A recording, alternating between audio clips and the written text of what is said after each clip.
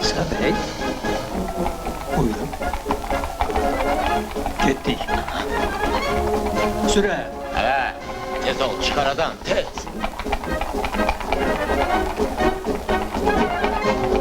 Müslüman cemaati, bir zaman vardı ki Kızılbaşlar saltanatının hükmüdarı Şah İsmail'in kılıncının kabzesi bir merre soğumazdı.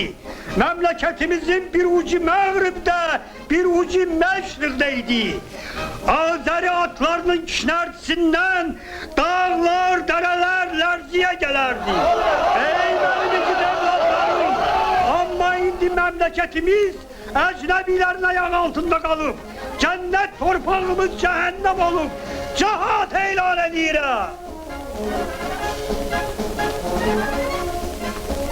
Buyurun, buyurun. Buyurun. Selamünaleyküm. Aleyküm. Salam.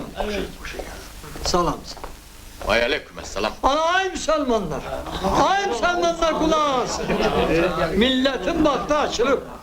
Cemaat, İngiliz burada çok kalmayacak. Hani onların katır eşeğleri saldattan çoktur. Vay şireylerdi, metrovdu çıkıp gelirler. Yaşasın bizim Türk kardeşlerimiz. Hurra! Koyun bir geçe karın kaça turuk dirseğimi yiyin. Kozeyine bak. Kalça döşedi. İngiliz'i çağırdı. Efendiler,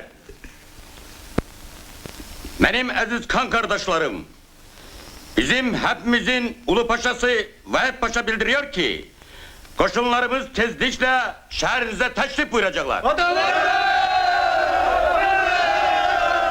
Ben ondan korkurdum ki bu basamazda madenleri yandırsınlar. Ay olun ay cemaat, neften mugayit olun, mugayit. Kurbansız şehitsiz geçinme olmayacak. Koy milletin laf yarısı şehit olsun ama ki yurdumuzda kalan evlatlar hoşbak yaşasın. Kılıçları itileyin benim evladım.